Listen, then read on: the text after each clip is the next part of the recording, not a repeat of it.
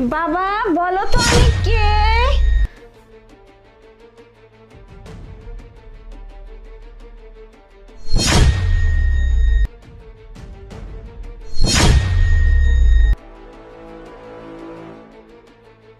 বাবা তুমি যদি বলতে পারো আমি কে, তাহলে তোমাকে অনেক সুন্দর একটা গিফট দেব।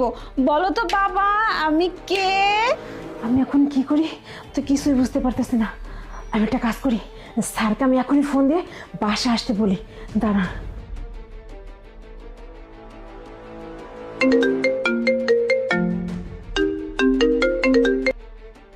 হ্যালো। হ্যালো স্যার, একটি কথা, আমি একটা ভিডিও আপনাকে পাঠাচ্ছি। আপনি ভিডিওটা দেখে এখনই তাড়াতাড়ি বাসা চলে আসুন। আচ্ছা স্যার। ঠিক আছে, আমি এখনই দেখতেছি। ওকে স্যার, আমি ভিডিওটা এখনই পাঠিয়ে দিচ্ছি।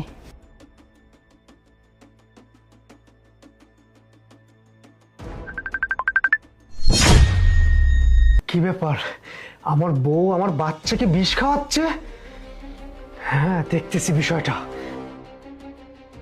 বলো বাবা আমি কে? তোমার আম্মু। হ্যাঁ লক্ষ্মী বাবা, তুমি একদম ঠিক বলেছো। আমি সাথে বলেছি আমার গিফট কোথায়?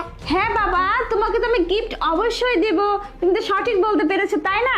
কিন্তু তার আগে তোমাকে একটা লক্ষ্মী ছেলের মতো কাজ করতে হবে। এই যে খাবারটা দেখতে পাচ্ছ না, এই খাবারটা তুমি আগে খেয়ে নাও, তারপর তোমাকে গিফট দেব। আচ্ছা ঠিক আছে। দাঁড়াও বাবা। বাবা এই খাবারটা তুমি আজকে খেও না। আমি তোমার জন্য আজকে পছন্দের খাবার বানিয়েছি।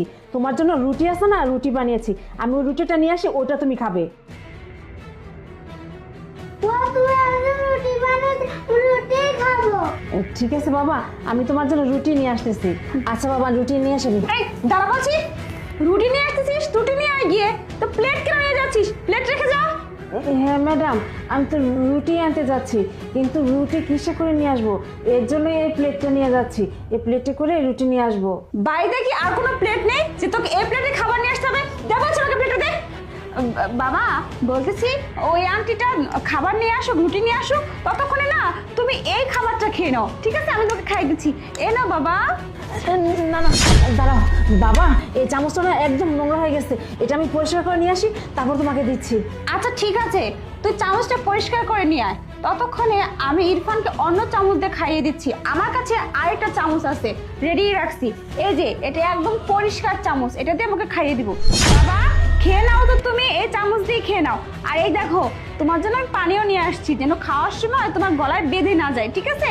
এই নাও বাবা, খাও বাবা, করো। একটু পরে খান না, টেবিলটা অনেক ময়লা হয়ে আছে। আমি একটু পরিষ্কার করে দেই, তারপর আপনি খাওয়া। আরে কি, আরে কি কি তুই এটা কি করলি? কি করলি তুই? এটা কি করলি? আর কি করলি? তুই খাবারটা নষ্ট করে ফেললি, পানি ঢেলে দিলি তুই খাবারের মধ্যে।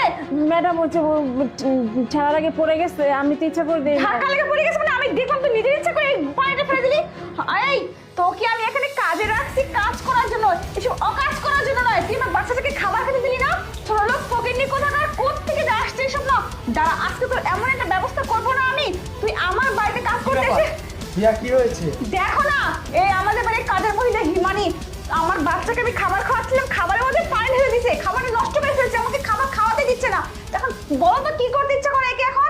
এই হিমানি, কেন খাবারের মধ্যে পানি দিয়েছিস? হ্যাঁ, আমার বাচ্চার খাবার নষ্ট করলি কেন তুই? স্যার আমি ইচ্ছা করে দেয়নি, যে কাজ করতে গেছে আর পড়ে গেছে এখানে। স্যার আমি আবার নতুন করে নিয়ে আসতেছি ম্যাডাম। নতুন করে নিয়ে এসেছি মানে? খাবারটা তুমি নষ্ট করলি, কেন করলি এটা? তোকে তো আজকে আমি দেখ কি করি। তুমি আগে আজকে এখন এই মুহূর্তে বাড়ি থেকে বের করে দাও। এরকম কাজের লোক আমার দরকার নেই, বুঝতে পারছো? হ্যাঁ বুঝতে পেরেছি, আসলে এর মতো অভদ্র কাজের লোক আমাদের প্রয়োজন নেই, যে কিনা আমার বাচ্চার খাবারের মধ্যে পানি মিশিয়ে দেয়। হ্যাঁ, কি খাবারে কি কিছু আছে নাকি তুই পানি মিশিয়েছিস? হ্যাঁ স্যার, এই খাবার ওকে খেতে দেয়নি, আমি ইচ্ছা করে পানি মিশিয়েছি। জানেন স্যার, এই খাবার বিষ আছে, ম্যাডাম বিষ মিশিয়েছে এখানে। এই কি আজে বাজে কথা বলছিস? দেখছো এই কত বড় সাহস, আমার নামে বদনাম করছিস, তুমি কিছু বলো? এই তুই তো ম্যাডামের নামে বদনাম কেন করছিস? হ্যাঁ, খাবারের মধ্যে বিষ আছে না, একেবারে একটা চড় দিয়ে না একবারে গেট দিয়ে বের করে দিবি। হ্যাঁ স্যার, আমি জানি আপনি বিশ্বাস করবেন না।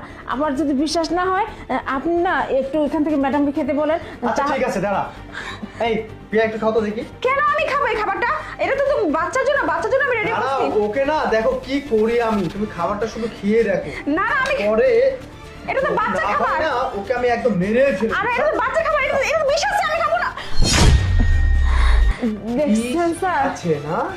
বাহ, আমি না সবই জানি যে এই খাবারটার মধ্যে বিষ আছে, শুধু তোমার মুখে শোনার জন্য এতক্ষণ একটু অভিনয় করি। মানে হ্যাঁ, মানেটা হচ্ছে হিমানি আমাকে ফোন দিয়ে বলে দিয়েছে এবং আমাকে তোমার ওই ভিডিও ফুটেজটা পাঠিয়ে দিয়েছে।